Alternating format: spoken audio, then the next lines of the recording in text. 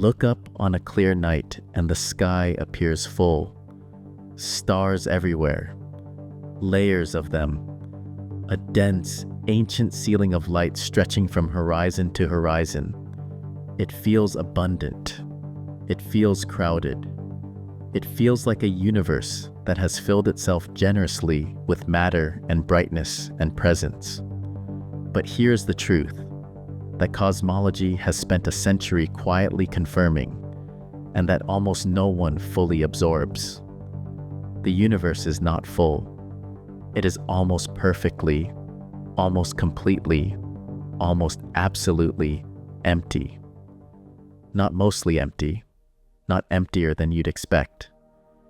Empty in a way that makes the word itself feel inadequate.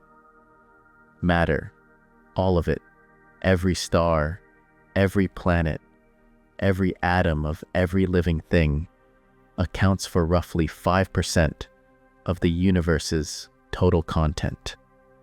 If you find yourself drawn to questions like this one, the deep, slow, uncomfortable kind, do me a small favor and hit that like button and subscribe. It genuinely helps this channel keep making videos like this one. Make yourself comfortable. Let's begin. On the clearest night you will ever experience, far from any city, lying on your back in a field, eyes fully adjusted to the dark, the human eye can resolve approximately 5,000 individual stars. 5,000 points of light scattered across the full dome of the sky, horizon to horizon. It feels like an overwhelming number.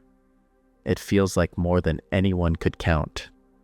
And yet 5,000 stars, out of the 200 to 400 billion stars estimated to exist in the Milky Way alone, is a fraction so small it barely registers as a fraction at all.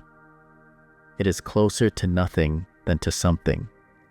You are seeing, on the most generous possible night, roughly one star out of every 80 million that exist in your own galaxy.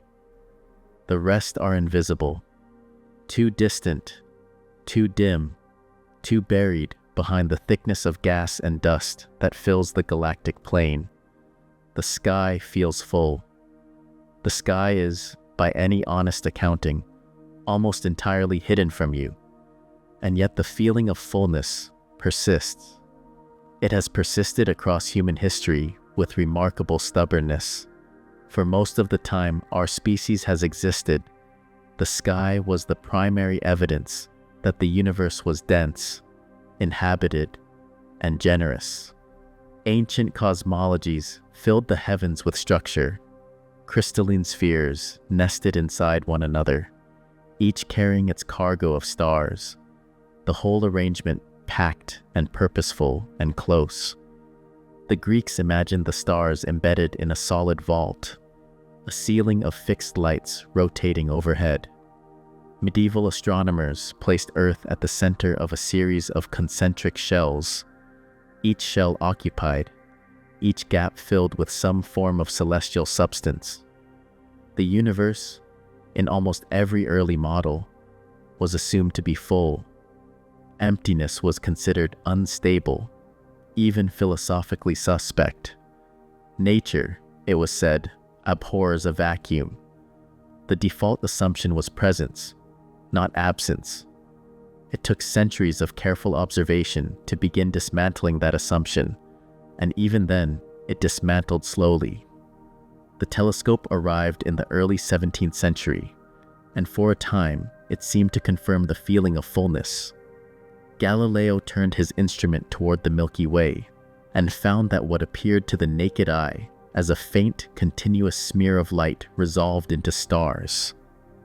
Thousands of them, then tens of thousands. The sky was not merely full. It was more full than anyone had imagined. Each improvement in optics revealed new layers of stars behind the ones already visible, and the impression of density deepened. What took much longer to understand was that this impression was an artifact of looking, not a fact about the universe. The stars visible through any telescope however powerful, represent only those close enough and bright enough to register. The vast majority of stars in the Milky Way are invisible to us, not because they are few, but because the galaxy is large, beyond easy intuition, and most of its contents lie at distances where individual stars blur into background glow or disappear entirely. The thickness of gas and dust along the galactic plane, the interstellar medium, absorbs and scatters light, hiding entire regions from optical observation. For centuries, astronomers looked at the Milky Way and saw only the nearest arm of it, a thin slice of a structure that extends 100,000 light-years across, and concluded they were seeing something close to the whole. The full picture emerged slowly through the 20th century as radio telescopes, infrared instruments, and eventually space-based observatories began mapping the galaxy at wavelengths that could penetrate the dust. What they found was a spiral galaxy of extraordinary size and relative thinness, a flat disk roughly 1,000 light-years thick at the edges and perhaps 12,000 light-years thick at the central bulge, rotating slowly, containing somewhere between 200 and 400 billion stars. Our Sun sits roughly 26,000 light-years from the galactic center, about halfway out along one of the spiral arms. We are not at the center of anything. We are in the middle of the disk, in a moderately populated neighborhood, surrounded by stars we cannot see with the naked eye, and separated from the galactic core by a distance that light itself needs 26,000 years to cross. Consider what that means for the 5,000 stars visible on your clearest night. Each of those stars is a near neighbor, cosmically speaking. Most are within a few hundred light years. A handful are within 50. They cluster in the narrow cone of the galaxy that happens to surround our position in the disk. They are not a representative sample of the Milky Way. They are the local block. They are the view from a single window in a city that extends for thousands of miles in every direction. And the city is not dense. This is the part the feeling of a full sky consistently obscures. The Milky Way contains hundreds of billions of stars, and it is also enormous, so enormous that those hundreds of billions of stars are spread across a volume of space so vast that the average distance between any two neighboring stars is measured in light years, not miles, not kilometers, not the distances we use for anything in ordinary life. Light years. Each star is separated from its nearest neighbor by a gap that light, moving at nearly 300,000 kilometers per second without stopping, needs years to cross. The stars feel close because we see them all at once, projected onto the flat screen of the sky with no depth, no sense of the three-dimensional distances collapsing into a single image. A star 500 light-years away and a star 50 light-years away appear side by side in the same patch of sky, and the mind assigns them the same proximity. They are not close. They are not even in the same neighborhood. The sky is a map that has lost all its distance information. What we are left with when we look up and feel abundance is an illusion constructed from a combination of factors that all point the same direction. Biology limits us to the visible spectrum, hiding the majority of stars from our eyes entirely. Atmosphere blurs and scatters light, softening the distinction between stars and background. Distance collapses in two-dimensional projection, making remote objects appear adjacent. And the human visual system, shaped by evolution to find patterns and presence in its environment, interprets any field of bright points as a full and occupied space. Every one of these factors inflates the apparent density of the sky. The universe does not correct for these factors. It simply is what it is, which is to say, mostly not there. There is one more layer to the illusion that is worth naming before we go further, because it reaches deeper than optics and biology. It reaches into the matter itself. Even the stars we can see, the ones close enough and bright enough to register as points of light in our instruments, are not the solid, dense objects they appear to be. A star like our Sun is a sphere of plasma, roughly 1.4 million kilometers across. It is enormous by any human standard. And yet the atoms that make up that sphere, the hydrogen and helium that constitute nearly all of its mass, are themselves almost entirely empty. The nucleus of a hydrogen atom is so small relative to the atom as a whole that if you were to scale the atom up to the size of a football stadium, the nucleus would be roughly the size of a marble sitting at the center.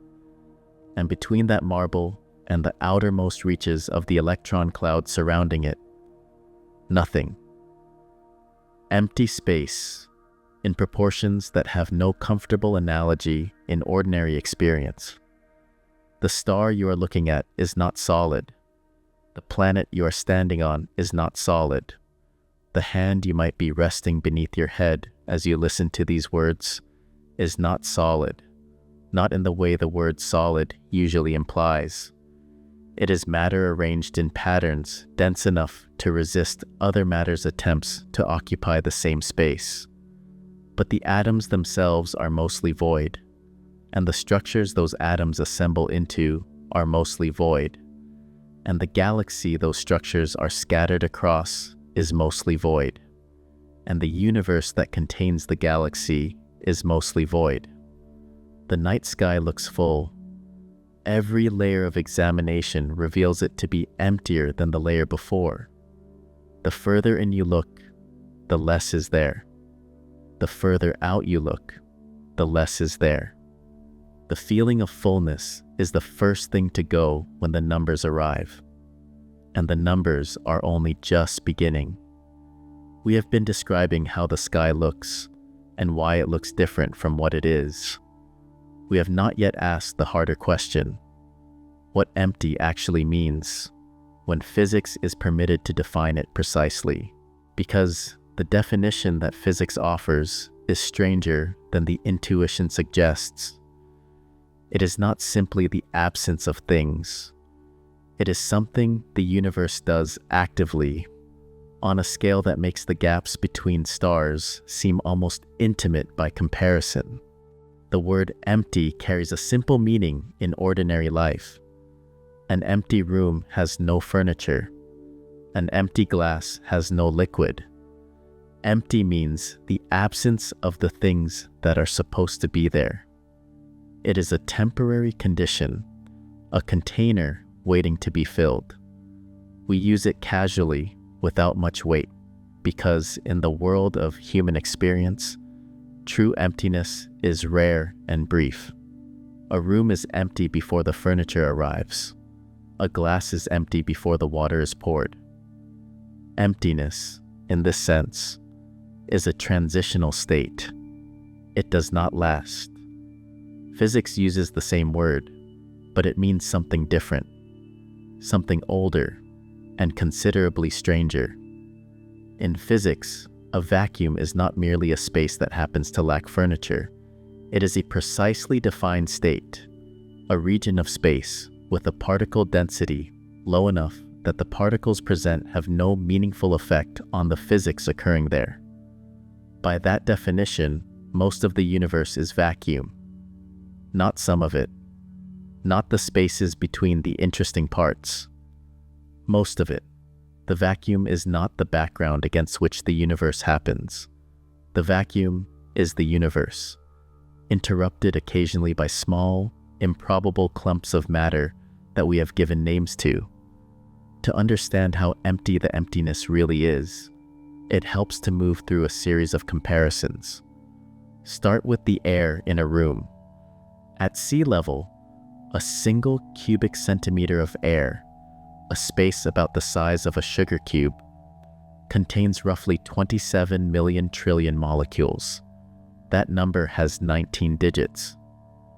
The air feels thin to us. We cannot see it, cannot grasp it.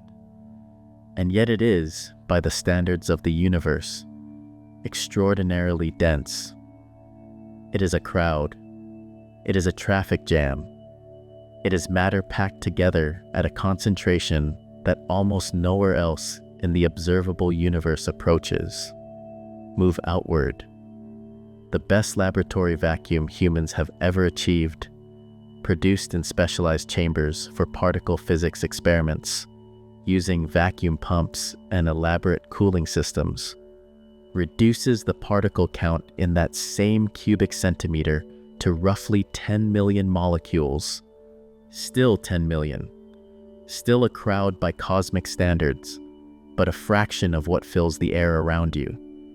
The engineers who build these chambers consider them extraordinarily empty. They are the closest to nothing that human technology has managed to produce. Now move to low Earth orbit, a few hundred kilometers above the surface. The atmosphere has thinned dramatically.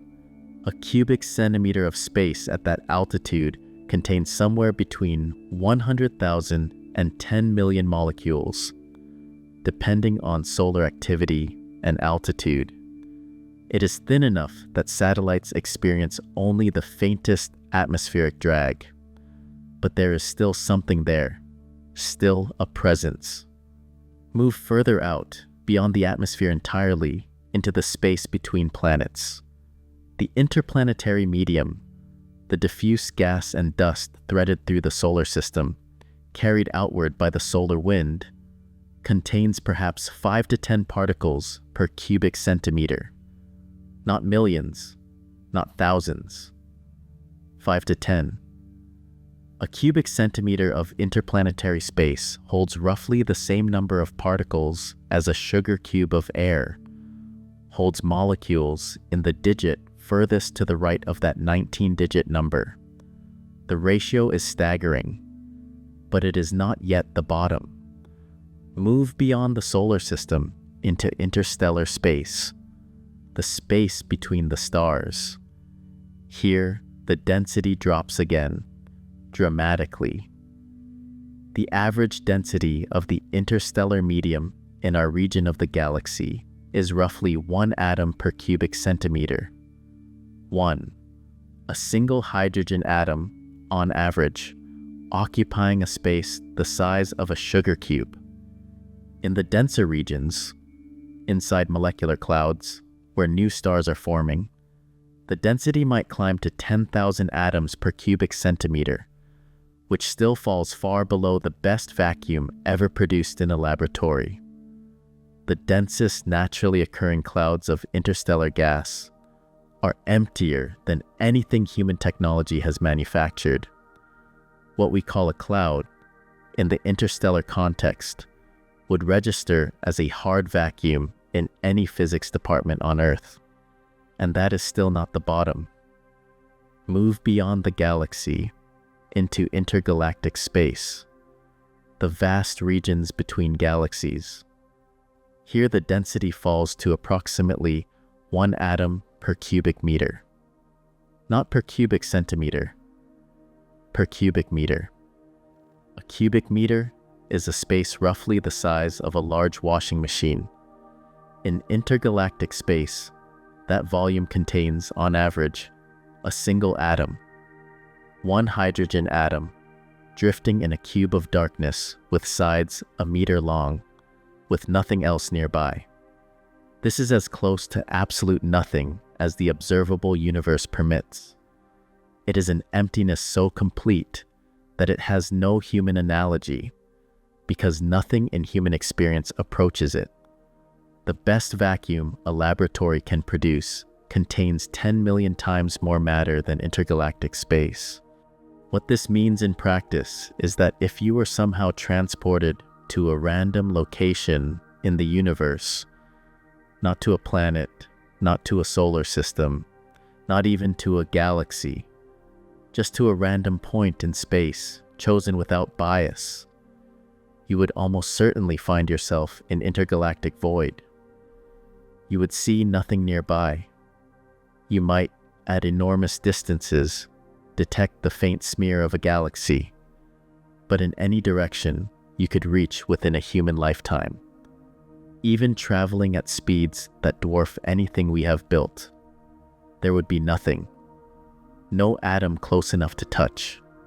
No particle close enough to interact with. Just the darkness and the slow drift of a single hydrogen atom every cubic meter, and the faint background radiation left over from the beginning of the universe, cooling toward absolute zero. This is the universe's default condition. Not planets, not stars, not galaxies. This, the near-perfect vacuum of intergalactic space, is not the exception. It is the rule. Everything else, every galaxy, every nebula, every ocean and mountain and living cell, is the exception. It is worth pausing on that inversion, because it runs against every instinct. We think of space as the background and matter as the foreground. We think of the stars as the thing, and the darkness between them as the absence of the thing. But by volume, by any measure of spatial extent, the darkness is not the background. The darkness is almost everything. The stars are barely a footnote. And then physics offers one further complication, one more layer beneath the emptiness. And it is the strangest of all. Even in regions of space with no particles at all, not one hydrogen atom per cubic meter, not one particle of any kind, the space itself is not truly empty in the deepest sense. Quantum mechanics predicts, and experiments have confirmed, that the vacuum seethes with activity at scales far below anything directly observable. Virtual particles, pairs of matter and antimatter, flicker into existence and annihilate one another in intervals so brief they cannot be directly detected, only inferred from their effects on nearby matter. This is called the quantum vacuum, and it carries energy.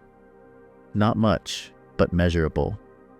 The Casimir effect, a faint attractive force observed between two uncharged metal plates placed extremely close together in a vacuum, is one of its signatures. The plates are being pushed together by the pressure of virtual particles, by the energy of empty space itself. What this means is that there is no such thing as absolute nothing. The universe does not permit it.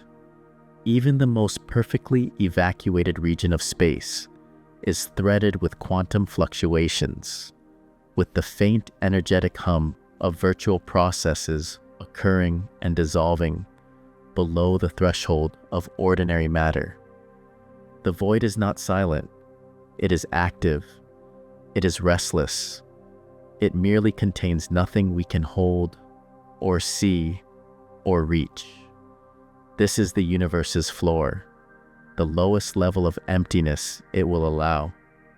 And it is still, by every meaningful measure, almost perfectly vacant. The quantum vacuum's energy is real, but diffuse beyond any useful analogy. It does not warm you. It does not slow you. It does not provide any resistance to your passage through it. For all practical purposes, it is nothing. For all philosophical purposes, it is the closest the universe comes to nothing without quite arriving. And so we have a picture that is already deeply strange, before we have looked at any specific object or structure in the universe. Empty space is the dominant fact of existence. The vacuum is not a gap between things. It is the thing itself. Matter is an intrusion. Life is a local improbability. The universe is not full of stars the way a jar is full of marbles. It is full of emptiness the way an ocean is full of water, and the stars are scattered through it the way a handful of sand is scattered across the surface of the Pacific. Rare, isolated, impossibly far apart, and dwarfed in every direction by the depth and extent of the void surrounding them. We have been talking about empty space. We have not yet talked about the matter that fills what little space it occupies. Because matter, it turns out, has its own emptiness, a hollowness at its core that makes the interstellar void seem almost dense by comparison. And to understand that hollowness, we have to go to the smallest scale physics can reach and look at what solid things are actually made of. In the autumn of 1909, in a laboratory at the University of Manchester, a physicist named Ernest Rutherford directed two of his students, Hans Geiger and Ernest Marsden, to perform an experiment that everyone involved expected to be straightforward. The experiment was simple in design. A thin sheet of gold foil, only a few atoms thick, was placed in the path of a beam of alpha particles, small, positively charged fragments of matter emitted by radioactive materials. A detector screen surrounded the foil, designed to register where the particles landed after passing through. The expectation, based on the dominant model of the atom at the time, was that the particles would pass through the foil with only minor deflections, like bullets passing through a cloud of fine mist. Matter, in the prevailing view, was a soft and uniform thing, a diffuse pudding of positive charge with electrons embedded throughout, too spread out and gentle to significantly redirect anything moving quickly through it. What happened instead quietly dismantled that picture of reality. Most of the alpha particles did pass straight through, as expected, but some deflected at large angles, and a small number, roughly 1 in 8,000, bounced almost directly backward, as if they had struck something solid and immovable, buried within the foil. Rutherford later described his reaction with characteristic understatement. It was, he said, as if you had fired artillery shells at tissue paper, and they had bounced back and hit you.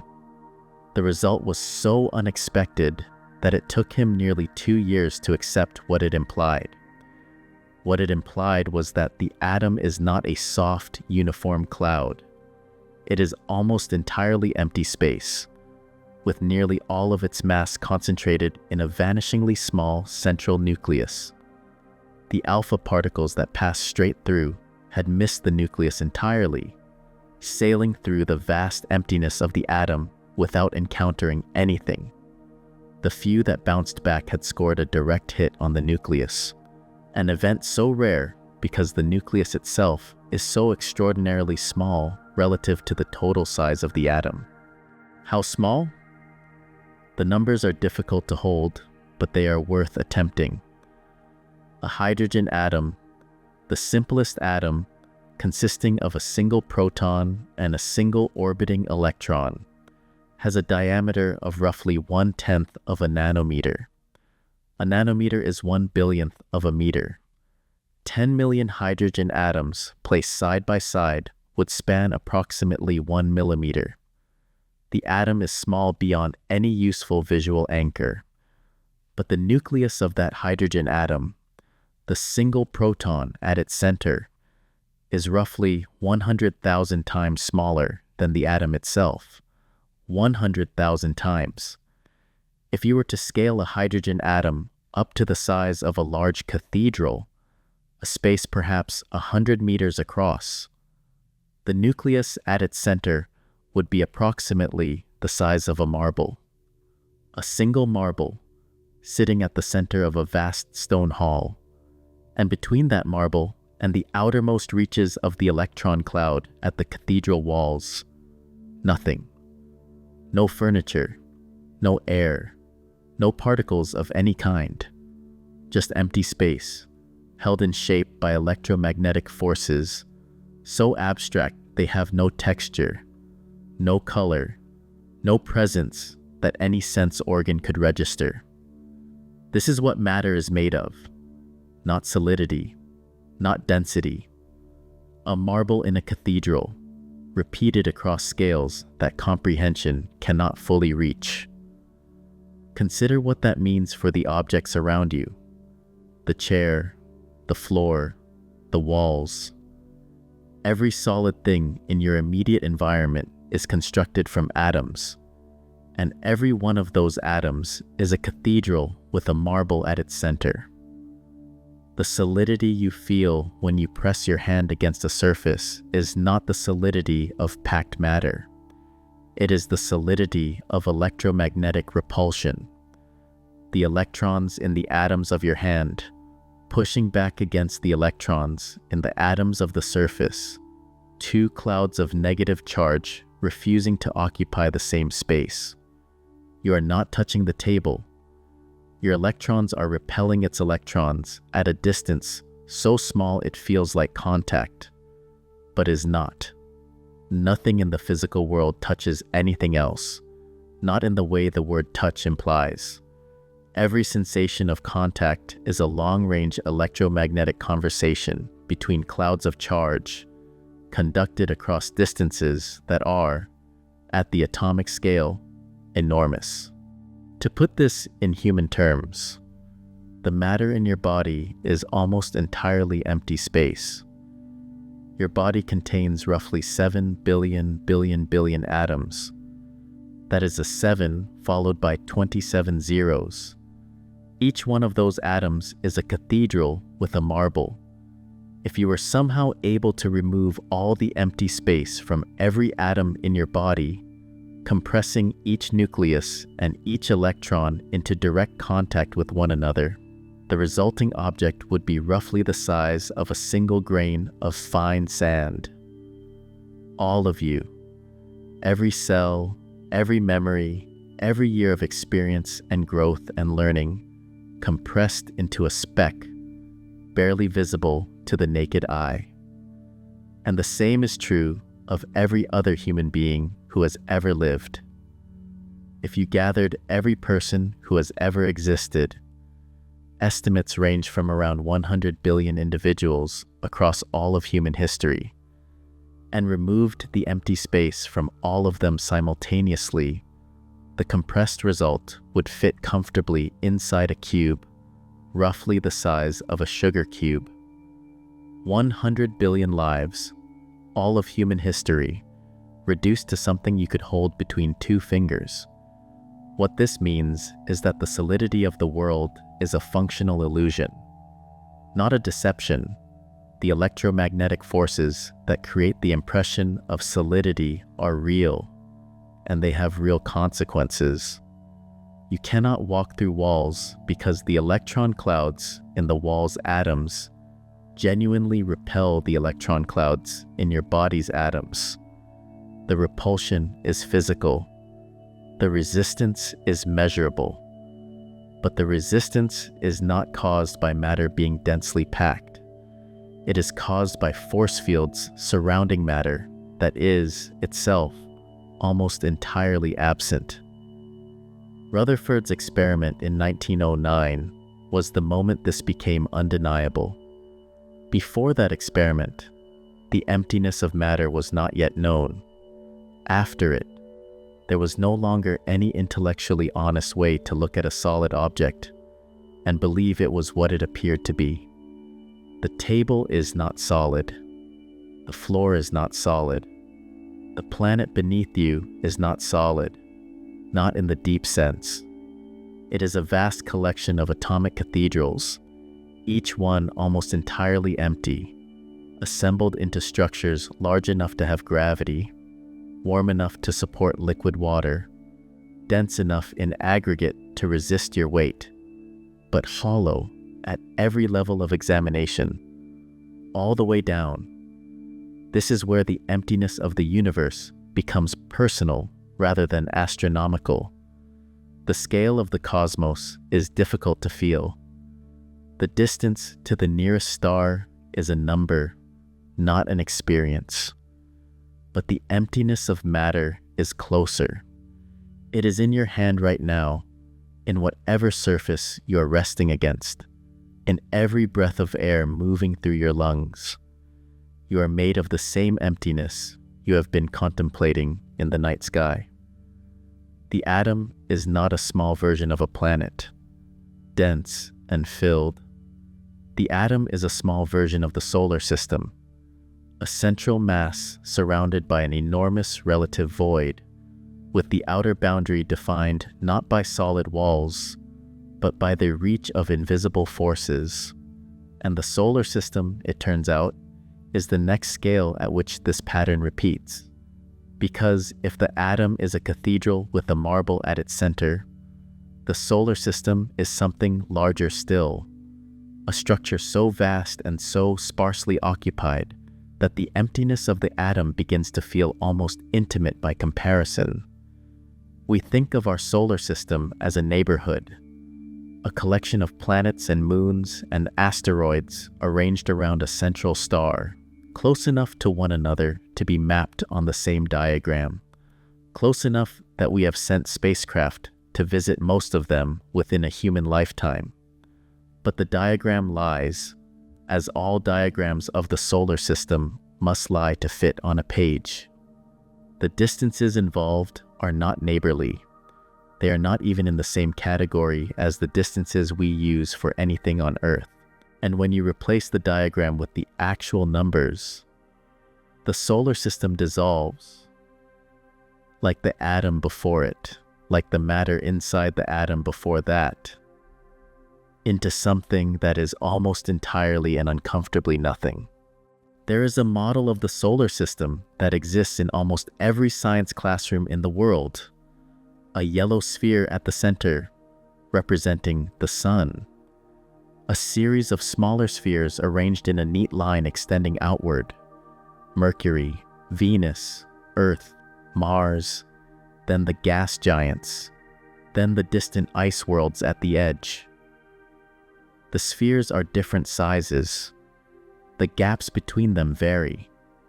But on the page, or on the wall, or in the plastic model, rotating slowly on a teacher's desk, everything feels proximate. Everything feels arranged. The solar system, in this rendering, looks like a populated place, a system, a neighborhood with residents. The model is useful for memorizing the order of the planets. It is deeply, almost comically misleading about everything else. The first thing the classroom model gets wrong is scale. To represent the solar system accurately, with the sun and planets drawn to their true sizes and their true distances from one another, you would need a space so large that the exercise becomes impractical almost immediately. If you placed a grapefruit on the ground to represent the sun, Mercury would be a grain of sand, roughly 18 meters away. Earth would be a small pea about 48 meters from the grapefruit. Mars would be another small grain of sand, roughly 73 meters out. So far, the model fits in a large parking lot. But then the distances expand rapidly. Jupiter, a marble in this scale, would be 250 meters from the grapefruit, 2.5 city blocks. Saturn, slightly smaller, would be nearly half a kilometer away. Uranus would be over a kilometer out. Neptune, the outermost major planet, would sit roughly 3 kilometers from the grapefruit sun. And in between all of these objects, between the grapefruit and the grain of sand that is Mercury, between the marble of Jupiter and the slightly smaller marble of Saturn, between every planet and every other planet, nothing. No other objects at the correct scale, no asteroids visible, no comets, just open ground, extending in every direction, with tiny objects separated by distances that require walking to appreciate. 3 kilometers from the Sun to Neptune. That is the solar system at grapefruit scale. A handful of small objects, the largest no bigger than a marble, spread across a circle 6 kilometers in diameter. And the nearest equivalent grapefruit, the nearest star, would be, at this same scale, approximately 13,000 kilometers away, roughly the distance from London to Sydney and back again. In between, nothing at the scale of this model, not one object of any significance, just the empty ground of the scale model, extending for a distance that no human could walk in a lifetime. This is the solar system, not the diagram. This, the actual numbers, confirm what the scale model suggests. The distance from the Sun to Neptune is approximately 2.8 billion miles. Light, moving at nearly 300,000 kilometers per second, takes roughly 4 hours to cover that distance. A radio signal sent from Earth to a spacecraft near Neptune takes 4 hours to arrive and 4 hours to return. Mission controllers communicating with the Voyager probes near and beyond Neptune's orbit in the 1980s waited the better part of a day for a round-trip exchange. The solar system is, by the measure of light itself, hours across, and light is the fastest thing that exists. Now consider what fills that space. The Sun contains approximately 99.86% of all the mass in the solar system. Everything else, all 8 planets, all their moons, the asteroid belt, the Kuiper belt objects, the comets, the dust, the solar wind, the debris of 4.5 billion years of planetary formation, accounts for the remaining 0.14%. And even that 0.14% is not gathered in one place. It is distributed across a volume of space so vast that the objects themselves are separated by distances that dwarf the objects entirely. The asteroid belt is perhaps the most commonly misrepresented structure in the solar system. In science fiction, it appears as a dense field of tumbling rocks, a hazard to be navigated with care, a wall of debris that spacecraft must thread through cautiously. The reality is almost the opposite. The asteroid belt occupies a region of space between Mars and Jupiter, a broad band stretching from roughly 2.2 to 3.2 astronomical units from the Sun. An astronomical unit being the average distance from Earth to the Sun, approximately 93 million miles. The belt is enormous, but the objects within it are sparse beyond any comfortable analogy. The average distance between asteroids in the belt is roughly 600,000 miles. 600,000 miles between neighbors.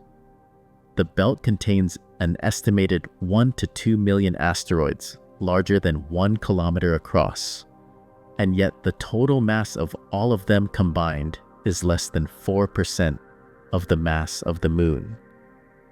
They are tiny objects, separated by vast distances, distributed through a volume of space so large that every spacecraft ever launched through the asteroid belt, Pioneer 10, Pioneer 11, Voyager 1, Voyager 2, New Horizons, and others, has passed through without incident, without coming close to striking a single object. The hazard does not exist. The density is not there. The belt is a name given to a region of space that is, by any honest measure, almost entirely empty. Beyond Neptune, the Kuiper belt extends from roughly 30 to 50 astronomical units from the Sun, a region even broader than the inner solar system, populated by icy objects, dwarf planets, and the frozen remnants of the early solar system. Pluto resides here. So does Eris, Makemake, and dozens of other named bodies. And yet the Kuiper belt, despite containing perhaps trillions of small objects, is so vast in extent that the density of material within it is extraordinarily low. The objects are real, but the space between them is the dominant fact. And beyond the Kuiper belt, the solar system does not end. It fades. The Oort cloud, a theoretical shell of icy objects extending from roughly 2,000 to 100,000 astronomical units from the Sun, represents the outermost boundary of the Sun's gravitational influence. It has never been directly observed. No telescope has resolved an individual Oort cloud object in situ. Its existence is inferred from the behavior of long-period comets that occasionally fall inward toward the Sun, their paths consistent with originating in a distant, roughly spherical reservoir. The Oort cloud is thought to contain trillions of objects, chunks of ice and rock left over from the formation of the solar system, drifting slowly at distances so enormous that the Sun itself would appear as little more than a bright star from their surfaces. The nearest edge of the Oort cloud is approximately 2,000 astronomical units away, 186 billion miles. The outer edge sits perhaps 100,000 astronomical units out, or roughly 1.6 light-years from the Sun, nearly halfway to the nearest star. And the Oort cloud, across its immense extent, contains trillions of objects, each one tiny, each one separated from its neighbors by distances measured in millions of miles. The fill fraction, the ratio of matter to empty space, is indistinguishable from zero at any scale a human instrument can measure. If you were somehow placed at a random point inside the solar system, not on a planet, not near a moon, just somewhere within the volume of space bounded by the Oort cloud, the probability of being within 1,000,000 miles of any object of any kind would be extraordinarily small. You would most likely find yourself in complete darkness, with the Sun reduced to a point of light indistinguishable in brightness from the nearby stars, surrounded by nothing in every direction, drifting in a silence so complete that the word silence fails to capture it. The solar system is not a populated place. It is a nearly empty volume of space, with a few small objects scattered through it at enormous mutual distances, all of them orbiting a star that is, itself, almost entirely plasma and force and light, with very little of what we would ordinarily call substance. This is the structure we were born inside. This is the neighborhood.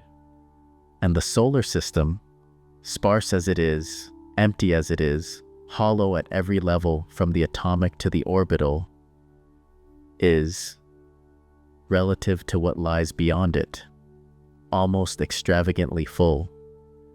Because outside the solar system's boundary, the Oort cloud's outermost reach, the emptiness does not thin gradually into something worse. It drops, suddenly and completely, into the interstellar void. And the interstellar void is a different quality of absence, one that the solar system's own considerable emptiness barely begins to prepare the mind for. In 1838, a German astronomer named Friedrich Bessel accomplished something that had eluded careful observers for 2 centuries. He measured the distance to a star, not estimated it. not inferred it from brightness or color or position, measured it using a technique called stellar parallax, the same principle that allows your brain to perceive depth when you close one eye and then the other. The slight shift in apparent position that comes from observing the same object from two different locations. Bessel observed a star called 61 Cygni from opposite sides of Earth's orbit around the Sun, 6 months apart, and measured the tiny angular shift in its position against the background of more distant stars. The calculation was painstaking. The angles involved were almost impossibly small. Fractions of an arcsecond, a unit of angular measurement so fine that a full degree contains 3,600 of them. But Bessel was meticulous, and the result, when it arrived, was not what the intuition suggested. 61 Cygni, one of the nearest stars in the sky, one of the ones selected precisely because its parallax shift was expected to be detectable, was approximately 10.3 light-years away, more than 60 trillion miles. The number sat in the scientific literature like a stone dropped into still water, and the ripples it sent through human self-understanding have not fully settled even now. For the first time, someone had replaced the vague impression of stellar distance with an actual number, and the number was crushing. The nearest stars were not distant in the way mountains are distant, or oceans, or even the moon. They were distant in a way that had no precedent in any human experience, no analogy in any landscape, no equivalent in any journey anyone had ever made or imagined making. Bessel's measurement of 61 Cygni was later refined, and we now know it sits 11.4 light-years away. The nearest star system of any kind, Alpha Centauri, a triple system of which the closest individual star, Proxima Centauri, orbits somewhat separately, lies 4.224 light-years from the Sun, 25 trillion miles. Light, which crossed the distance from Earth to the Moon in 1.3 seconds and reached Mars in minutes, needs 4 years and 3 months to cross the gap between our Sun and Proxima Centauri. A beam of light that left Earth the year you were born has not yet arrived. If you are younger than 4, if you are older, a beam that left Earth when you were a small child is only now reaching the nearest star. And in between, across those 4 years and 3 months of light travel, across those 25 trillion miles of space, what exists? The answer has a name. It is called the interstellar medium, and it is one of the most thoroughly studied near-nothings in science. Astronomers have mapped it with radio telescopes, probed it with spacecraft, analyzed its composition through the absorption lines it leaves in starlight passing through it. We know a great deal about the interstellar medium. What we know, in essence, is that it is almost perfectly empty. The interstellar medium is not a uniform thing. It has regions. In the densest regions, the molecular clouds where new stars are forming, vast cold structures of gas and dust that can span hundreds of light years. The particle density reaches perhaps 10,000 atoms per cubic centimeter. That sounds substantial until you compare it to the air in the room around you, which contains 27 million trillion molecules per cubic centimeter. The densest interstellar cloud is roughly 10,000 trillion times less dense than the air you are breathing. It would register as a hard vacuum in any laboratory on Earth. Scientists call it a cloud. In any earthly sense, it is nothing. Beyond the molecular clouds, in the diffuse regions that constitute most of the interstellar medium, the density falls further. In the warm neutral medium, the phase of interstellar gas that fills much of the space between stars in the galactic disk, the density is roughly half an atom per cubic centimeter. In the hot, ionized medium, the low-density plasma that fills the spaces between denser structures, it drops to perhaps 1/100th of an atom per cubic centimeter. In the local bubble, the region of unusually low-density interstellar medium that our solar system happens to be passing through, a cavity roughly 1,000 light-years across, carved by ancient supernova explosions, the density is lower still, perhaps 1,000th of an atom per cubic centimeter. A cubic centimeter the size of a sugar cube, containing 1,000th of a single hydrogen atom. An emptiness so profound that no instrument we have built can directly detect the individual particles. Their presence is inferred from their collective, statistical behavior across distances of light years. This is the space between stars, not the dramatic darkness of space fiction, with its nebulae and glowing gas and visible structure. Most of it. The ordinary, unremarkable majority of the gap between any two stellar neighbors. A near-perfect vacuum, threaded with the occasional hydrogen atom, occasionally punctuated by a dust grain, a tiny particle of carbon or silicate, perhaps a few hundred nanometers across, separated from the next dust grain by distances measured in kilometers. The dust is real. In aggregate, across light years of accumulated interstellar medium, it is dense enough to obscure distant stars, to redden their light, to hide entire regions of the galaxy from optical observation. But locally, at any given point in the void between stars, the chance of encountering a dust grain is so small as to be effectively zero. Consider what it would mean to travel through this space. The fastest spacecraft humanity has ever launched is the Parker Solar Probe, which at its closest approach to the Sun reaches speeds of approximately 430,000 miles per hour.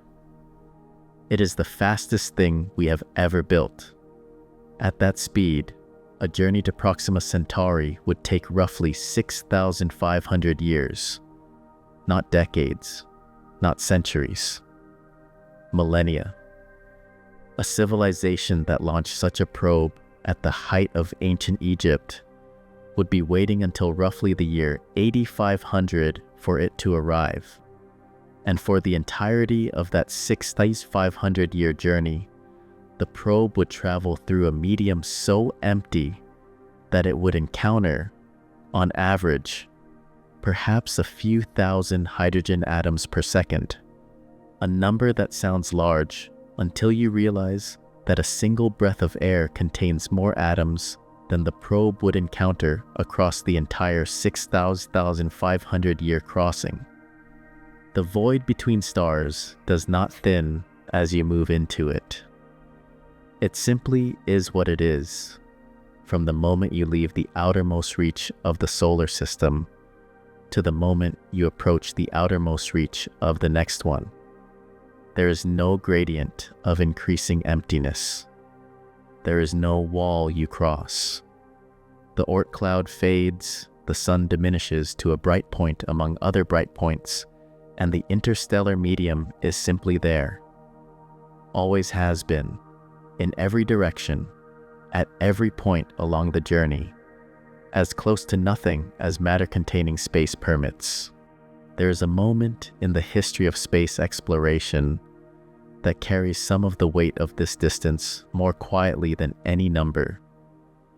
On February 14th, 1990, the Voyager 1 spacecraft, then approximately 3.7 billion miles from the Sun, having completed its tour of the outer solar system, turned its camera backward at the request of the astronomer Carl Sagan, and photographed the inner solar system from the outside.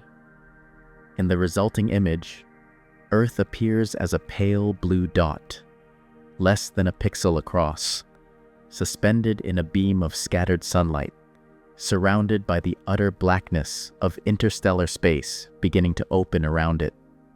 Sagan wrote about that image with a stillness that belongs to this register, the Earth as a mote of dust suspended in a sunbeam. Every human being who has ever lived, every civilization, every act of love and war and creation, occurring on a pale dot drifting in the early reaches of an interstellar void that extends in every direction for light years before encountering anything else of substance. Voyager 1 has now been traveling for nearly 5 decades. It has covered approximately 15 billion miles.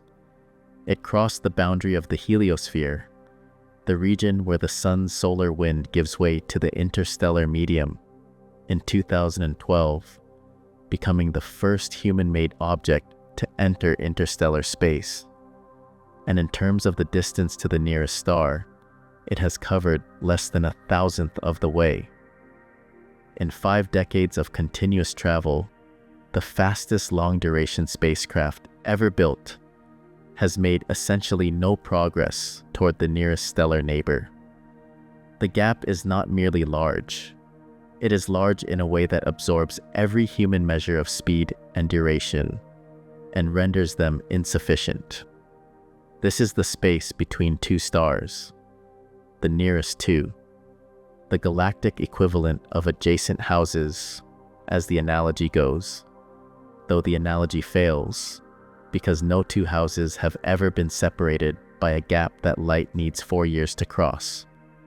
And the Milky Way contains between 200 and 400 billion stars, each one separated from its neighbors by distances of roughly this magnitude, all of them distributed across a disk 100,000 light-years across. One gap between 2 stars is already beyond the reach of ordinary comprehension. Multiply it by hundreds of billions. Distribute those gaps across a structure larger than the mind can honestly picture, and what emerges is not a galaxy full of stars. It is a galaxy almost entirely made of the space between them. The stars are the minority. The silence is the majority. And across that silence, at this moment, the same emptiness extends in every direction, around every star, through every arm of the spiral, from the crowded center to the thinning edges, patient and vast, and indifferent to the small, warm things briefly burning within it. There is a thought experiment that cosmologists sometimes use when they want to convey the true scale of the Milky Way, and it goes like this. Imagine you could shrink the entire galaxy down to the size of North America. At this scale, the Milky Way's disk, 100,000 light-years across in reality, would span roughly the width of the continental United States, from the Pacific coast to the Atlantic.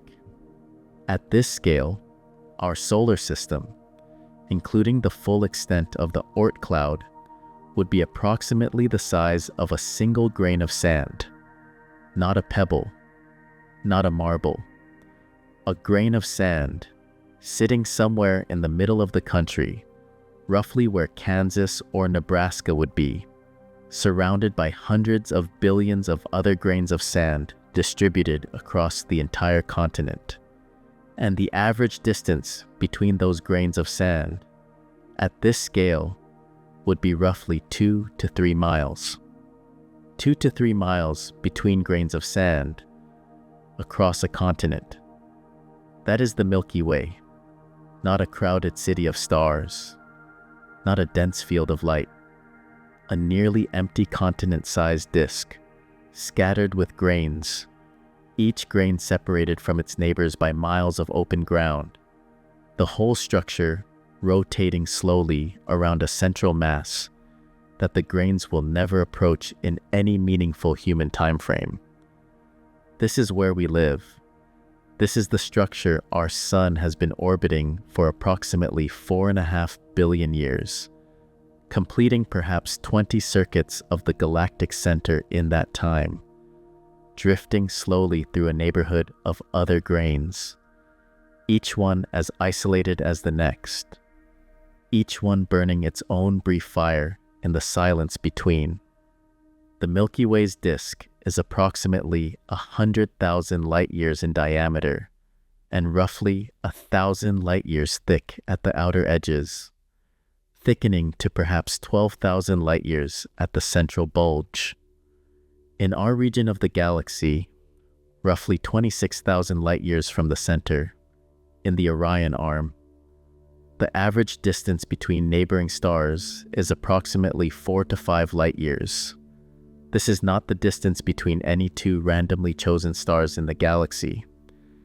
It is the distance between nearest neighbors in a moderately populated region, the local average, and it is still 4 to 5 light-years, 20 to 30 trillion miles, of interstellar medium between any star and the next closest one. In this is the regions of the galaxy. The spacing decreases. Near the galactic center, in the densely packed stellar environment surrounding the supermassive black hole at the Milky Way's core, stars can be separated by distances measured in light weeks or even light days rather than light years. A hypothetical planet near the galactic center would have a night sky blazing with nearby stars, far brighter and more numerous than anything visible from Earth. But even there, even in the most densely populated region of the galaxy, the stars are separated by distances that light needs days or weeks to cross. Days and weeks at 300,000 kilometers per second. The galaxy's densest region is, by any human standard of proximity, still incomprehensibly empty. The total stellar mass of the Milky Way, all the stars, all the gas, all the dust, all the stellar remnants, is estimated at roughly 50 to 60 billion times the mass of the Sun. That is an enormous number. But the volume of the Milky Way's disk is also an enormous number. And when you divide the mass by the volume, the result is a density so low it is difficult to express in familiar terms. The average density of matter in the galactic disk, integrated across all its components, is roughly 1 to 2 hydrogen atoms per cubic centimeter. Similar to the interstellar medium we discussed in the previous section, because the interstellar medium is, in large part, what fills the galaxy between stars. The galaxy is not a dense structure with a thin sprinkling of vacuum between objects. It is a thin structure with occasional dense objects embedded within it. To put this in human terms, if you gathered all the matter in the Milky Way, every star, every planet, every moon, every asteroid, every cloud of gas and dust, and distributed it uniformly throughout the galaxy's volume, the resulting density would be roughly equivalent to scattering a few dozen grains of sand across the entire volume of Earth's atmosphere. Not the surface, the entire atmospheric volume, from the ground to the edge of space. A few dozen grains of sand distributed through that space would represent the average density of the Milky Way. Everything else is void. This is not unusual. It is not a peculiarity of our galaxy. Spiral galaxies of similar size and type throughout the observable universe share roughly comparable densities, with variations that do not alter the fundamental picture. Galaxies are not dense structures. They are vast, diffuse, slowly rotating assemblies of mostly empty space, in which stars and gas and dust are embedded at low concentrations, separated by distances so large that the structures they form can only be perceived from outside, from distances so great that the individual components blur into the aggregate glow we call a galaxy when we see one in a telescope image. The photograph of a galaxy. A spiral galaxy seen face on, its arms sweeping gracefully outward from a bright central core, the whole structure luminous and apparently dense, is a compression artifact. What the image shows is the accumulated light of hundreds of billions of stars, each one a point of light, each one separated from its neighbors by years of light travel time, all of them flattened by astronomical distance into a single glowing disk. The photograph lies in the same way the classroom model of the solar system lies. It makes the empty look full. It makes the isolated look adjacent. It turns a nearly empty continent into a dense and intricate pattern by removing the depth that makes the emptiness visible. The dark matter adds another layer to the picture. The stars, gas, and dust that produce the visible light of the Milky Way account for only a fraction of its total mass. The rest, approximately 85% of the Milky Way's total mass, by most estimates, consists of dark matter, a substance or a collection of substances that interacts with ordinary matter only through gravity, producing no light, no radiation detectable by any current instrument, no signal that any telescope has ever directly recorded. Its existence is inferred from the way the galaxy rotates. Stars in the outer arms orbit the galactic center, faster than the visible mass alone could account for, implying an additional unseen mass distributed in a vast halo surrounding and interpenetrating the disk. Dark matter is not dense. It is, if anything, even more diffuse than the ordinary matter it accompanies. The dark matter halo of the Milky Way extends far beyond the visible disk, reaching perhaps 100,000 light-years or more in every direction, a roughly spherical cloud of unknown particles drifting through the same space the stars occupy, interacting with nothing, leaving no mark. It passes through the Earth constantly, thousands of dark matter particles crossing your body every second, if the leading models are correct, without once interacting with any of the atoms you are made of. It is matter that behaves, for all practical purposes, as though it does not exist, as though the galaxy is even emptier than the stars suggest. The Milky Way is large beyond easy imagination. It is old, approximately 13 billion years, nearly as old as the universe itself. It has been forming stars for most of that time, consuming gas and dust and assembling it into burning spheres that live for millions or billions of years, before dying and returning their material to the interstellar medium. It is, in the most literal sense, a recycling system. Matter cycling from clouds to stars to supernovae to new clouds and new stars, over and over, across timescales that dwarf all of human civilization. And across all of that time, through all of that cycling, the fundamental character of the galaxy has not changed. It has always been mostly empty. It will always be mostly empty. The stars are a phase matter passes through briefly. The void is the constant. And the Milky Way, vast and silent as it is not alone. It sits inside a local group of roughly 50 galaxies, bound together by mutual gravity, drifting through space as a collection. The nearest large companion is Andromeda, 2.537 million light-years away, a spiral galaxy similar to our own, containing roughly 1 trillion stars, visible to the naked eye on a dark night as a faint smear of light in the constellation of the same name. 2.5 million light-years away, the light reaching your eye from Andromeda on a clear autumn night left that galaxy before the first members of the genus Homo walked the Earth.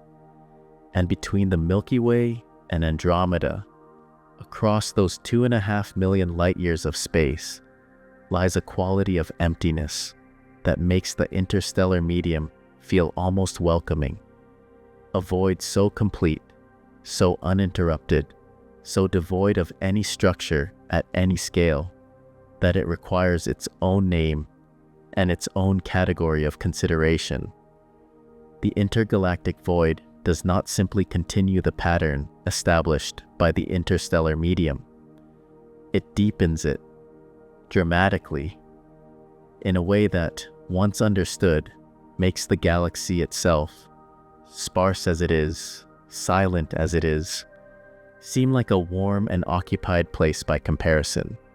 There is a quality of darkness that exists between galaxies that has no name in ordinary language, because ordinary language developed in a world where that darkness was never encountered and never needed describing. Every word we have for dark, for empty, for silent, for alone, all of them were shaped by human experience, by nights under open skies, by caves and cellars and windowless rooms, by the felt absence of light or sound or company. None of them reach far enough. They are measuring cups being asked to hold an ocean. The intergalactic void is not the darkness between stars scaled up. It is a different category of absence. The interstellar medium, for all its emptiness, still has structure. It has phases, warm regions and cold regions, dense clouds and diffuse plasma, dust lanes and magnetic fields, and the occasional shock wave from a distant supernova. It is empty, but it is textured. It is vacancy with character. The intergalactic void has almost none of this. It is vacancy approaching the pure. It is the universe at its most honest, stripped of the local exceptions that make a galaxy or a star system feel like something, reduced to the baseline condition that the cosmos maintains across the overwhelming majority of its volume. The density of intergalactic space, the space between galaxies in a typical region of the universe, is approximately 1 atom per cubic meter. We visited this number briefly earlier in the night, but it deserves to be held for longer now. A cubic meter is a substantial volume. Picture a large cardboard box, roughly 1 meter on each side. Fill it, in your mind, with ordinary air, and you have placed approximately 25 million trillion molecules inside it. Now remove all but one hydrogen atom, drifting slowly in a cube of darkness the size of a large box, with nothing else nearby. Not for kilometers, not for light years, not for the distance to the nearest galaxy, which might be millions of light years away. That single atom is not surrounded by other atoms at comfortable distances. It is surrounded by nothing, in every direction, for a span of space that dwarfs anything the interstellar medium contains.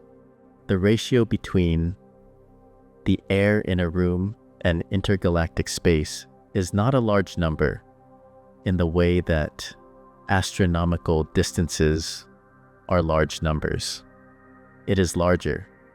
The air contains roughly 10 to the power of 25 molecules per cubic meter.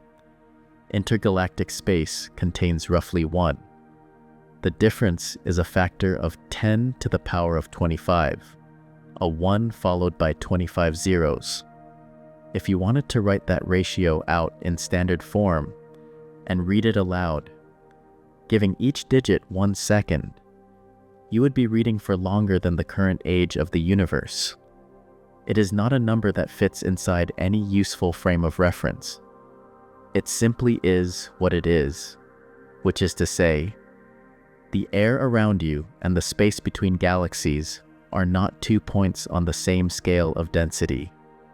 They are, for practical purposes, incommensurable.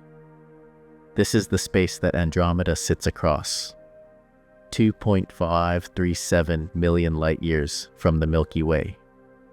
Light leaving the Andromeda galaxy today, carrying information about whatever is happening there at this moment, whatever stars are being born, whatever planetary systems are quietly orbiting their suns, will not arrive at the Milky Way for 2.5 million years. In the time that light spends crossing the intergalactic void between these two galaxies, it will pass through a region of space containing, on average, 1 hydrogen atom per cubic meter. For 2.5 million years of travel at 300,000 kilometers per second, the photon will encounter almost nothing. It will cross a distance of approximately 15 quintillion miles, that is a 15 followed by 18 zeros, through a medium so sparse that the photon has essentially no chance of interacting with any particle along the way. It will arrive, if it arrives, having experienced the crossing as a journey through pure vacuum. Consider the local group itself, the roughly 50 galaxies bound by mutual gravity into a single gravitational system, spanning approximately 10 million light-years in its longest dimension. 10 million light-years sounds like a densely packed collection of galaxies. But 50 galaxies distributed across a volume 10 million light-years across occupy that volume at a concentration so low that the average density of galaxies within the local group is roughly 1 galaxy per 200 cubic million light-years. Each galaxy is a tiny island of matter, isolated from its nearest neighbor by millions of light-years of intergalactic void, connected to the others only by the slow, invisible pull of gravity, operating across distances that light needs millions of years to cross. There is a night sky that no living thing has ever seen, and it belongs to any world that might exist in the deep intergalactic void, not inside any galaxy, but in the space between them. Such worlds are thought to exist, ejected from their home galaxies by gravitational interactions, drifting alone through intergalactic space for billions of years. A planet in the intergalactic void would orbit no star. It would receive no starlight. Its sky, on any night, would contain no nearby stars, no Milky Way stretched across the darkness, no Andromeda smear visible to the naked eye. The nearest galaxy might be millions of light-years away, a faint smudge in a telescope, if any instrument existed to point at it. The sky would be effectively black, not the black of a moonless rural night, with its thousands of visible stars and its band of galactic light. A deeper black, a black with almost nothing in it. The universe at its most typical, the universe as it mostly is. You are not on such a world. You are on a world that sits inside a galaxy, in a moderately populated stellar neighborhood, bathed in the light of a nearby star, surrounded by planets and moons, and the accumulated debris of 4.5 billion years of solar system history. You are, by the standards of the universe, in an extraordinarily dense and fortunate location. The warmth you feel, the air you breathe, the light by which you read, or the voice you are hearing, all of it is the product of a local density anomaly, a small violation of the universe's overwhelming preference for emptiness, occurring in a thin shell of atmosphere on a small rock, which orbits a star, which drifts through a galaxy, which sits in a local group, which is embedded in a larger structure still. Each layer is denser than the void surrounding it. Each layer is, by the standards of the void, a miracle of concentration.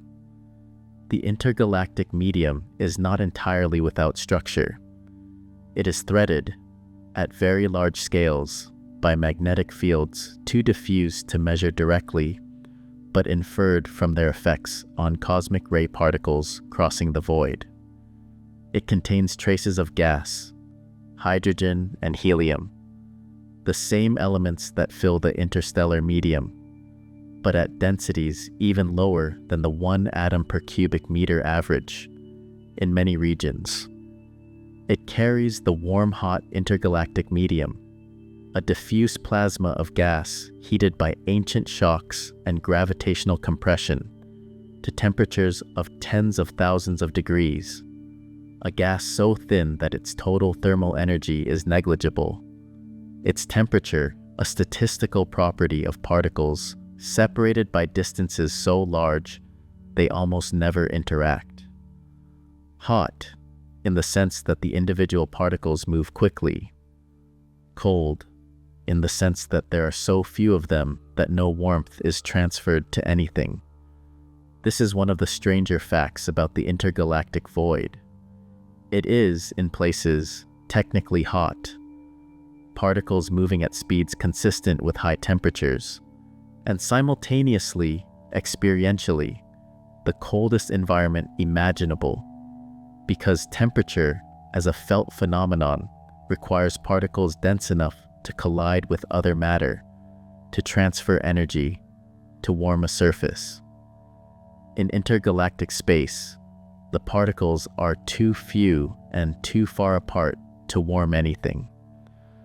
A thermometer placed in the intergalactic medium would not register the technical temperature of the plasma. It would register something close to absolute zero, because almost nothing would ever strike it. The void is not merely empty. It is empty in ways that ordinary emptiness cannot accommodate. It is empty at the level of heat and cold, of sound and silence, of presence and absence. It is the universe's resting state, not a temporary condition waiting to be filled, but the permanent, dominant, overwhelming character of space at the largest scales. And even this, the intergalactic void, with its single atom per cubic meter, its near absolute cold, its millions of light years of uninterrupted darkness, is not the largest empty structure the universe contains. Because when we pull back further still, to the scale at which galaxies themselves become small, a pattern emerges in the distribution of matter that makes the intergalactic void between individual galaxies look, by comparison, almost intimate. The universe, it turns out, is organized around its emptiness. The voids are not the spaces between the structure. The voids are the structure, and they are larger than anything else the universe has built. If you could somehow rise above the observable universe, step outside it, look down at it from a distance great enough to take in its full extent, what you would see would not look like a field of galaxies scattered randomly through space. It would not look like a uniform fog of light, or a smooth gradient of density, or anything that simple. What you would see, if the simulations and the observations are correct, is something that looks remarkably like the interior of a sponge, or the foam that forms on the surface of a wave, or the tangled web of a spider working at the largest scale anything has ever worked at. Vast, dark, rounded voids, regions of space nearly devoid of galaxies, separated by thin walls and filaments of matter, along which galaxies are strung like faint beads on an almost invisible thread. The structure is ancient, It was seeded in the first moments after the Big Bang, when tiny quantum fluctuations in the density of the early universe were stretched to cosmic scales by a period of rapid expansion, imprinting a pattern on the distribution of matter that gravity has been amplifying ever since. Over 13 billion years, matter has been slowly draining out of the voids and accumulating along the filaments, thickening the walls, brightening the nodes where filaments intersect, and deepening the darkness of the voids themselves. The result is what cosmologists call the cosmic web. And the cosmic web is, above everything else, a structure organized around its own emptiness. The filaments and walls that make up the web's visible scaffolding are themselves not dense. A galaxy filament is a region of somewhat elevated galaxy density, more galaxies per unit volume than the surrounding voids. But the galaxies within a filament are still separated by millions of light-years of intergalactic space. The filament is a relative concentration, not an absolute one. It is denser than the void, the way a thin mist is denser than perfectly dry air. Both are, by any meaningful standard, mostly empty. The difference between them is a difference of degree, not of kind, and the degree is not large. The voids are something else entirely. Cosmic voids, the rounded dark regions that make up the interior of the sponge, are the largest discrete structures in the observable universe. They range in size from tens of millions of light-years across to several 100 million light-years, and they are, within their boundaries, almost completely devoid of galaxies. Not entirely. Void regions contain small numbers of galaxies. The occasional isolated dwarf galaxy, the rare small group, but at densities so far below the cosmic average that the voids register on large-scale maps of galaxy distribution as near absolute darkness. The matter that should be there, by a uniform distribution, has drained away. Gravity pulled it outward over billions of years, toward the filaments and walls at the void's edges, leaving the interior emptier than it was at the beginning. The voids are growing emptier over time, not fuller. As the universe expands and matter continues to flow toward the web scaffolding, the voids deepen. The darkness at the center of a void today is darker than the darkness at its center a billion years ago, and it will be darker still a billion years from now. The most famous individual void has a name, the Boötes void. It was discovered in 1981 by astronomer Robert Kirshner and his colleagues, who were conducting a survey of galaxy redshifts, a method of measuring how fast galaxies are moving away from us, which also indicates their distance.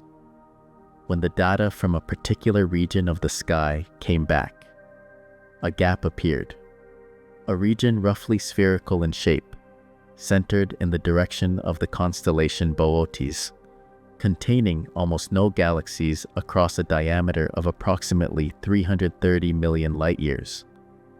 In a universe where galaxy clusters and groups are found almost everywhere the survey reached, here was a hole, a volume of space 330 million light-years across, containing, at the time of discovery, only a handful of galaxies, where statistical expectations suggested there should be thousands. 330 million light-years.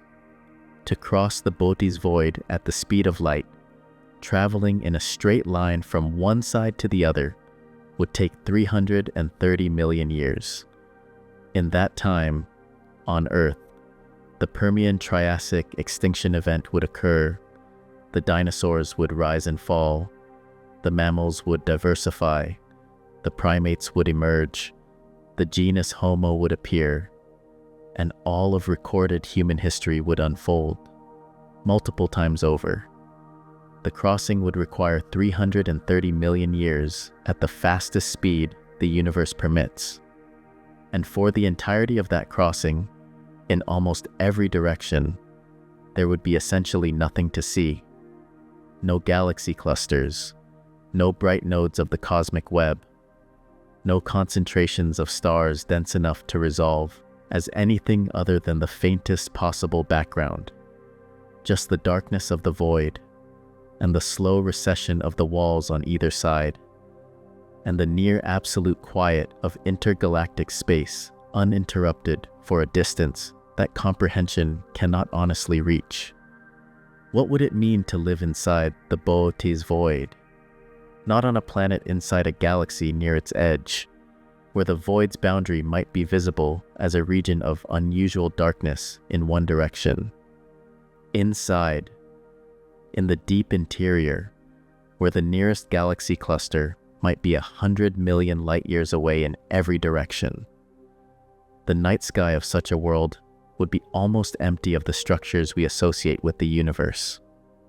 The cosmic web's filaments, the clusters and groups and superclusters that define the large-scale structure of the observable universe, would be absent from the visible sky.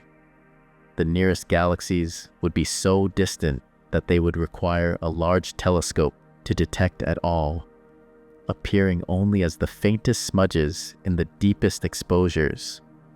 The universe, from that vantage, would appear to be almost entirely empty, not because it is unusual, but because the vantage is honest. Because from inside a void, the universe looks the way it mostly is. From our position on Earth, inside the Milky Way, inside the local group, embedded in the larger Laniakea supercluster, a structure of galaxies spanning roughly 500 million light-years, of which we occupy an outer region, the universe looks populated. Galaxies are visible in every direction. The cosmic web's filaments are detectable in the distribution of galaxy redshifts.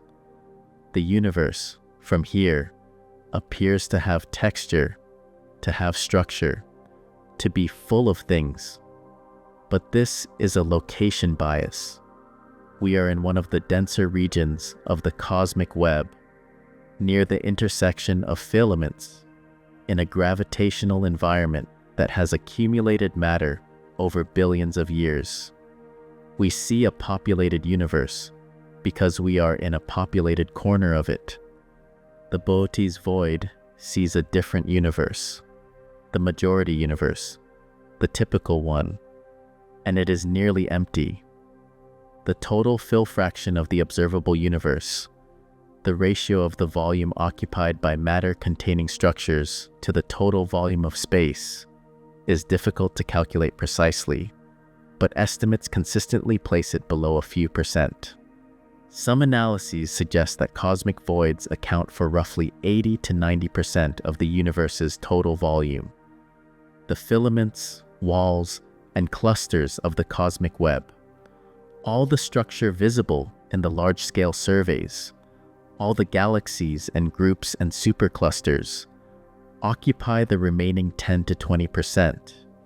And within that 10 to 20%, most of the volume is still intergalactic space. The galaxies themselves, the dense concentrations of stars and gas, fill a tiny fraction of even the web's scaffolding. The universe, at the largest scale of examination, is a thin foam of matter surrounding enormous bubbles of almost nothing. The bubbles are the majority. The foam is the exception, and the foam itself, examined closely, dissolves into more emptiness. The intergalactic voids between galaxies, the interstellar voids between stars, the atomic voids between nuclei, all the way down to the quantum vacuum at the floor of reality. Emptiness at every scale. Emptiness as the organizing principle. matter as the rare and temporary departure from the rule. This is what the universe is made of. Not stars, not galaxies, not the dramatic structures that populate our images and our imagination.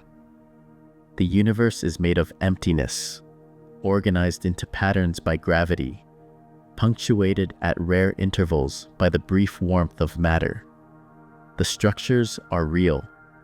The stars burn and the galaxies rotate, and the filaments of the cosmic web stretch across hundreds of millions of light years. But they are the decoration. The void is the canvas, and the canvas is almost everything. What this means for matter, for chemistry, for the possibility of life arising anywhere in this near-empty cosmos, is a question the universe does not answer easily. Because life, whatever else it requires density. It requires proximity. It requires atoms close enough to bond, temperatures stable enough for liquid to persist, energy sources consistent enough for chemistry to proceed across the billions of years that complexity demands. And the universe, as we have seen it tonight, is not generous with density. It withholds it. It distributes it in thin threads and rare nodes, separated by voids so vast that the threads themselves are barely there. Life, if it exists anywhere in the structure, exists in the margins, in the narrow, improbable places where the universe has briefly, locally, relented from its preference for emptiness and allowed matter to gather close enough to do something interesting. And somewhere in those margins, something did. Life, as far as we know it, requires a very specific set of conditions. Not rare conditions necessarily. The universe may produce them in many places, but conditions that are, by the universe's own standards, extraordinarily unusual. Liquid water, a stable energy source, a temperature range narrow enough that complex molecules do not shake apart, a chemical environment rich enough in heavier elements, carbon, nitrogen, oxygen, phosphorus, sulfur, that the intricate molecular machinery of biology can assemble itself. A timescale long enough, measured in billions of years, for that machinery to develop from simple chemistry into something capable of reproducing and evolving. Every one of these requirements is a condition that the universe, across the overwhelming majority of its volume, simply does not meet. Consider temperature first. The cosmic microwave background, the faint thermal radiation left over from the early universe, now cooled by 13 billion years of expansion, gives the universe a baseline temperature of approximately 2.7 degrees above absolute zero.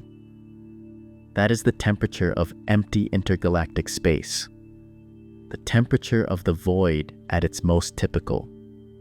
Absolute zero is the point at which molecular motion ceases entirely, the lowest temperature physically possible. The universe's baseline sits just 2.7 degrees above that floor. In practice, this means that the overwhelming majority of the universe's volume is too cold for liquid water to exist, too cold for almost any chemistry to proceed at a meaningful rate, too cold for anything recognizable as life to maintain itself against the thermodynamic pressure toward disorder. Life requires warmth. The universe is almost entirely cold. The warmth is local, temporary, and entirely dependent on the proximity of a star, itself a rare concentration of matter in an otherwise sparse distribution. Consider chemical composition. The two most abundant elements in the universe are hydrogen and helium, together accounting for roughly 98% of all ordinary matter. Carbon, the element on which all known life is based, the backbone of every organic molecule, the atom whose bonding flexibility makes biological complexity possible, constitutes roughly 0.5% of ordinary matter by mass, and even this small fraction is not uniformly distributed. Carbon and the other heavy elements life requires are produced inside stars through nuclear fusion and distributed through the galaxy by supernova explosions. A region of the universe without stars, without the recycled material of previous stellar generations, without the slow enrichment of the interstellar medium by repeated cycles of star formation and stellar death, would lack the chemical raw materials for life entirely. Most of the universe's volume, the intergalactic voids, the vast dark spaces between galaxies, is composed almost entirely of primordial hydrogen and helium. Not because chemistry hasn't happened there, but because the stars that produce heavier elements have never been present in sufficient numbers to enrich the void. Life, then, is doubly constrained. It requires density for proximity and chemistry, and it requires a specific location within the cosmic web, inside a galaxy, near stars of the right type and age, in a region enriched by multiple generations of stellar evolution. It requires not just any matter, but the right kind, assembled in the right place, at the right time in the universe's history. The universe has been producing the right conditions for life only in its dense corners, its filaments and galaxy clusters, its local groups and stellar neighborhoods. The voids do not participate. Most of the universe, by volume, is not a place where life as we understand it could arise. And yet within the corners where conditions are met, the numbers are not small. The Milky Way alone contains between 200 and 400 billion stars. Of those, a substantial fraction, estimates vary, but many astronomers consider it likely that the majority of sun-like stars host planetary systems, are orbited by planets. The fraction of those planets that fall within the habitable zone of their star, at distances where liquid water could persist on a rocky surface, is smaller but not negligible. Extrapolating from the exoplanet surveys conducted over the past few decades, there may be billions of potentially habitable worlds in the Milky Way alone. Billions of worlds where the temperature is right, where liquid water could exist, where the chemistry of life is at least not forbidden. This sounds like abundance, and in absolute terms, it is. But set against the scale of the universe we have been describing, against the hundreds of billions of galaxies in the observable universe, each containing hundreds of billions of stars, all of them concentrated in the thin 10 to 20% of cosmic volume that the Webb scaffolding occupies. The number of potentially habitable worlds is also a measure of isolation, because each of those worlds is separated from every other potentially habitable world by the same interstellar and intergalactic distances we have spent this night examining. The existence of billions of potentially habitable planets does not mean those planets are close to one another. It means they are distributed, one by one, across the same vast and empty galaxy, separated by the same light years of interstellar medium, the same spans of vacuum that no spacecraft we can build could cross in any meaningful human time frame. Life in a nearly empty universe is not merely rare by circumstance. It is isolated by structure. The emptiness that surrounds every potentially habitable world is not incidental to its situation. It is the defining fact of its situation. Whatever lives on a world around Proxima Centauri, if anything does, and the question remains genuinely open, is separated from whatever lives on a world around the next nearest star by the same 4 or 5 light years of interstellar void that separates those stars from us, and from the next world after that, and the next. Each island of potential life floating in its own portion of the void, close enough to other islands to detect them, in principle, across the darkness, but separated from them by distances that make physical contact nearly impossible and communication measured in years at the very best. The universe is not hostile to life. Hostile implies intent, and the universe has no intent. It is simply structured in a way that makes life's requirements difficult to meet across most of its volume, and that separates the places where those requirements are met by distances so large that the life arising in those places may never know about the life arising in any other. This is not a tragedy in any dramatic sense. It is simply the arithmetic of a nearly empty cosmos. The emptiness does not hate life. It does not notice life. It surrounds life with the same indifference it extends to everything else, to the stars, to the galaxies, to the filaments of the cosmic web, to the dark matter drifting through every structure without touching any of it.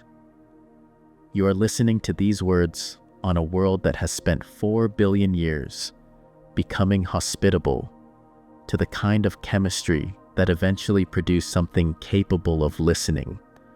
4 billion years of geological and biological process, of star-forged elements assembling and reassembling, of evolution selecting and discarding, of climate stabilizing and destabilizing and stabilizing again, all of it occurring in a thin shell of atmosphere on a small rocky planet, orbiting an ordinary star, in a moderately populated region of a spiral galaxy, embedded in a local group, threaded through a supercluster, surrounded in every direction by the same void we have been describing all night.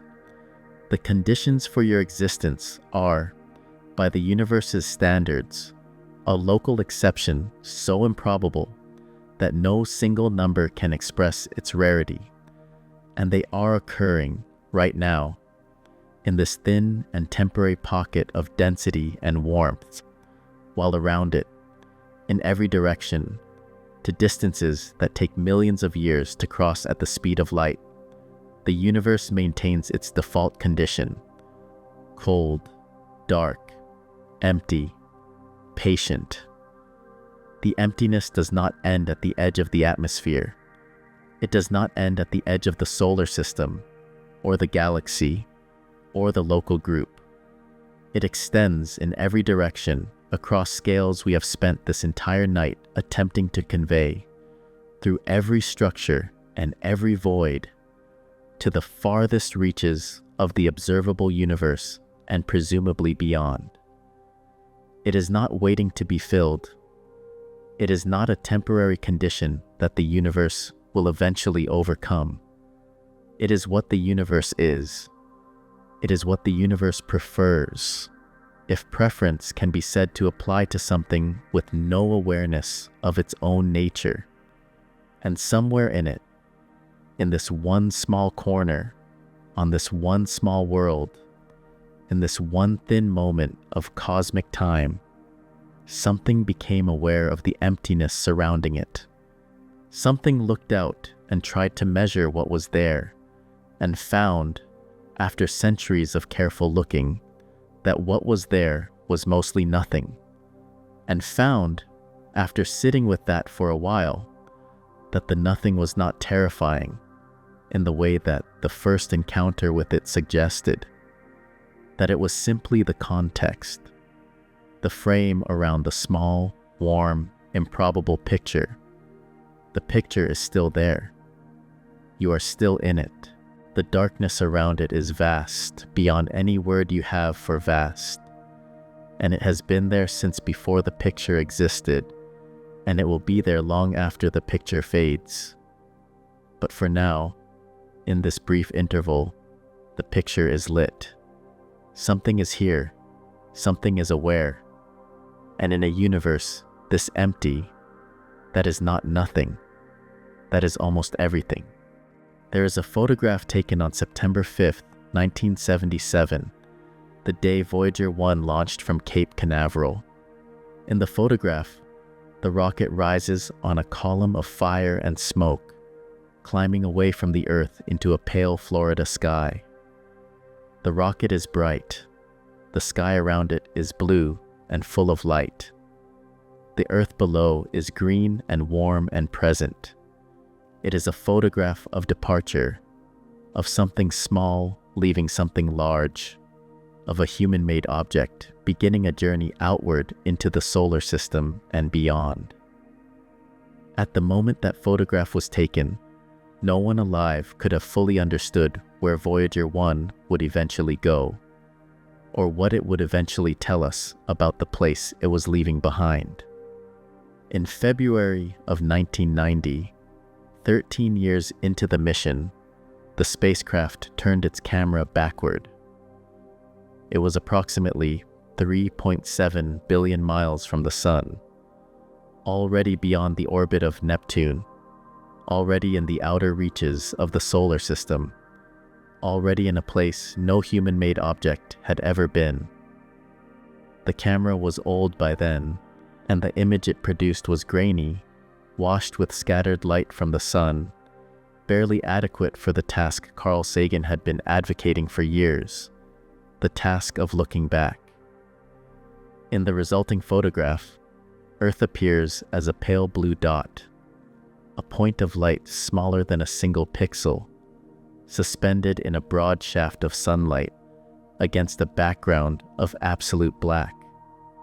No features are visible, no continents, no oceans, no clouds, just the dot and the darkness and the beam of light catching the planet, the way a beam of light catches a mote of dust, drifting through a quiet room. Everything you have ever known is in that dot. Every person who has ever lived, every city ever built, every ocean ever sailed, every mountain ever named, all of it occurring on a speck of matter so small that the camera almost missed it entirely, surrounded in every direction by the emptiness we have been describing all night, the solar system's void stretching outward from the dot in every direction, the interstellar medium beginning where the solar wind fades, the galaxy continuing for 100,000 light-years beyond that, the intergalactic void opening beyond the galaxy's edge, the cosmic web's filaments and voids extending to the observable horizon, all of it dark, all of it cold, all of it almost perfectly empty, and in the center of a frame that could contain all of this, a pale blue dot barely there, carrying everything that has ever mattered to anything that has ever been capable of mattering. This is not a melancholy image. It was not intended as one, and it does not need to be received as one. It is simply an honest image. It shows the universe at something closer to its actual proportions than any photograph taken from the surface of the Earth can manage. From the surface, the Earth feels large. The sky feels full. The stars feel close. From 3.7 billion miles out, still well within the solar system, still an immense distance from the nearest star, the Earth is a dot, and the feeling of largeness is revealed as a local artifact of proximity. The universe is not large and full with a few empty patches. It is empty with a few small and temporary points of warmth. You are one of those points of warmth, a brief concentration of matter and energy, arranged into a pattern, complex enough to be aware of itself, located on a pale dot in the outer arm of a spiral galaxy, listening in the dark to words about the darkness surrounding you. The atoms in your body were forged in the cores of stars that died before the sun existed. They drifted through the interstellar medium for millions of years before being gathered by gravity into the cloud that collapsed to form the solar system. They assembled over 4 billion years of chemistry and biology into the structure that is currently breathing slowly and listening to this. When you are done with them, they will return to the interstellar medium eventually, and drift again, and be gathered again, and assemble into something else. The atoms are old, the arrangement is temporary, and both of these things are true at the same time, without contradiction. The universe has been expanding since the moment of its origin, approximately 13.8 billion years ago. It will continue expanding. The expansion is accelerating, driven by the dark energy that fills the void between galaxies and pushes space itself outward at an increasing rate. As the expansion continues, the voids grow larger. The filaments of the cosmic web thin further. Galaxies outside the local group are already receding from us faster than light can cross the growing distance, placing them beyond any future contact. Over billions of years, the galaxies now visible in our night sky will redshift beyond detectability, their light stretched by expansion until it falls below any frequency we could observe. The observable universe will shrink, not because it is contracting, but because the light from distant galaxies will no longer be able to reach us across the growing void. A civilization arising in the far future, billions of years from now, if any such civilization exists, will look out at a sky containing only the local group. The rest of the universe will have receded beyond observation. They will see a smaller cosmos than we see, not because the universe is smaller, but because the emptiness will have grown too large to see across. The darkness will have won, not dramatically, not suddenly, but gradually.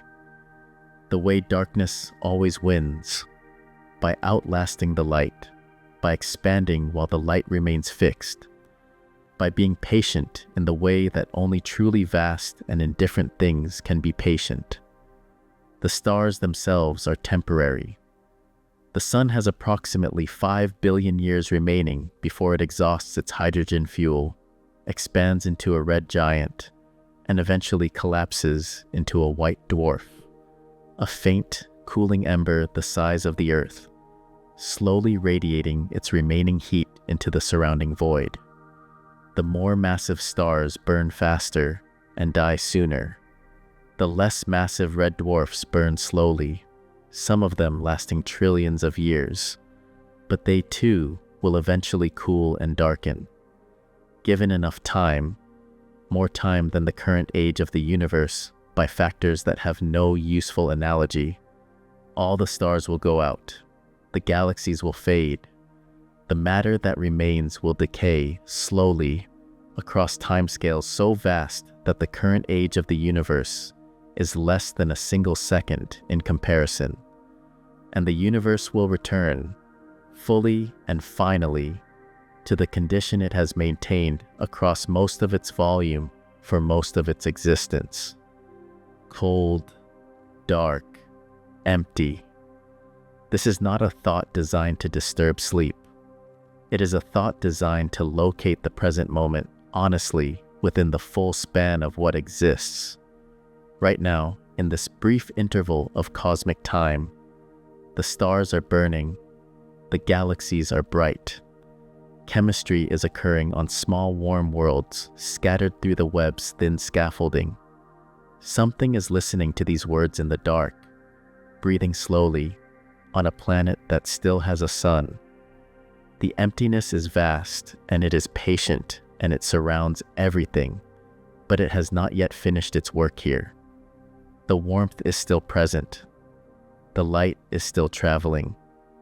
And somewhere in the silence between the galaxies, between the stars, between the atoms of every solid thing, the void waits with the particular patience of something that has always been the majority and always will be. It does not press. It does not hurry.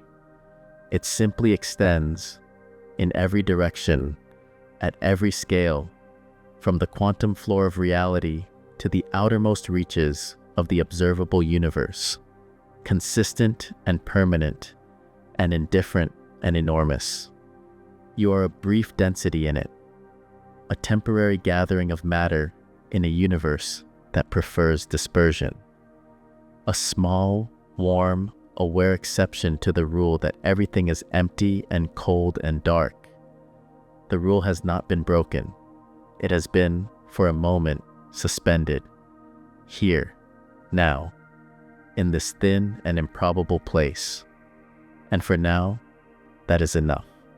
You are listening to these words in a room somewhere, a room with walls and air, and the faint sounds of whatever world exists just outside it. The room feels solid. The walls feel present. The air feels full. Everything in your immediate experience conspires to suggest that the universe is a populated and generous place, full of matter and warmth, and the comfortable density of things close enough to touch. And it is here, in this room, on this world, in this one small corner of a structure so vast and so empty that the room, the world, the entire solar system, the galaxy itself, all of it together, barely registers as a deviation from the norm. The terrifying truth the title promised is not a fact you can hold in your hands. It is not a number, though the numbers point toward it. It is not a distance, though the distances confirm it. It is something quieter and more permanent than any of those things. It is simply this: the universe is not full of matter with emptiness between it. It is full of emptiness with matter briefly, locally, improbably gathered into structures we have given names to. The names are real. The structures are real. But they are the exception. The emptiness is the rule. And the rule extends without interruption, in every direction, to every horizon, at every scale. Picture a single candle burning in a very large room. The candle is real. Its light is real. The warmth near its flame is real. And if you sit close enough, you can feel it. But the room is large. Larger than any room you have ever been in. Larger than any room you can picture. Larger than the word large was designed to describe. And the darkness that fills the room beyond the candle's reach is not the absence of something that should be there. It is what the room is made of. The candle is the visitor. The darkness is the host. You are the candle. This world is the candle. Every star in every galaxy, in every filament of the cosmic web, is a candle, burning briefly in a room of almost incomprehensible size and darkness, casting light across a tiny sphere of space, surrounded on every side by the void that was there before the candle was lit, and will be there long after it goes out. This is not a reason for despair. It is a reason for the particular kind of quiet that comes from understanding your own location honestly. You are here. You are warm, You are, against all the odds, the universe has stacked against the existence of anything at all, briefly and improbably present. The universe is vast and dark and almost entirely empty. And somewhere inside it, right now, something is aware of that.